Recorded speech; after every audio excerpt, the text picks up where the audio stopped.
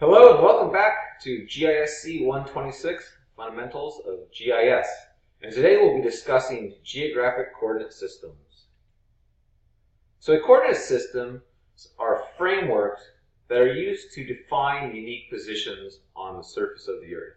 For instance, in geometry, we use X and Y coordinates to define points on a two-dimensional plane.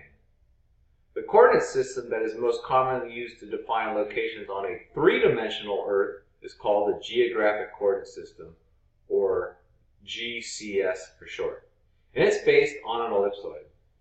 So the unit of measure in the Geographic Coordinate System is degrees, and locations are defined by their respective latitude and longitude within this Geographic Coordinate System.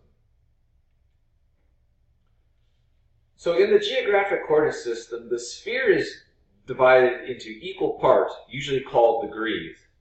So a circle has 360 degrees, and each degree is then subdivided into 60 minutes, with each minute composed of 60 seconds.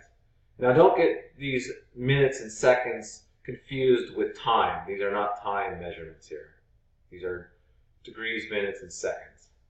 So the Geographic Coordinate System consists of latitude and longitude lines. Each line of longitude runs north to south and measures the number of degrees east or west from the prime meridian.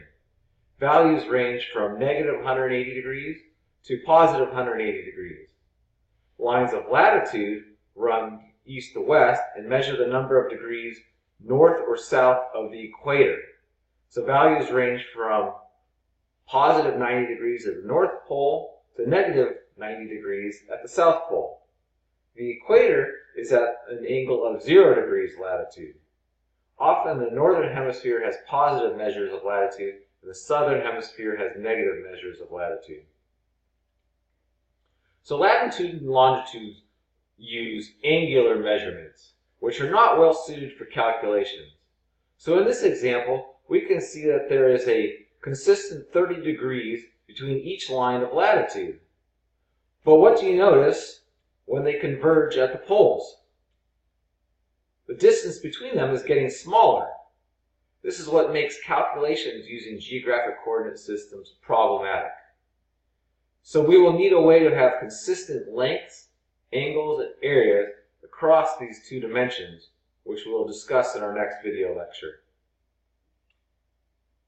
But first, let's look at the Geographic Coordinate System in ArcGIS. So this unit of measurement is in the Geographic Coordinate System and is in degrees. It is located and defined by the respective latitude and longitude within there. Latitude and longitude can be expressed in degrees, minutes, and seconds, or it can be described in decimal degrees. Note in the lower corner of this shapefile in the United States, we have decimal degrees. If you open up the layer's properties, you will note that the coordinates are in decimal degrees, and note that the DD, and that's using Geographic Coordinate System in WGS 1984 datum. So here we can look at this. We know it's being in decimal degrees, because you can see the DDs in the layer properties, and we can also see in the lower right-hand corner of the map. And the Geographic Coordinate System is using GCS, and the datum is WGS 1984, which is an Earth-centric datum.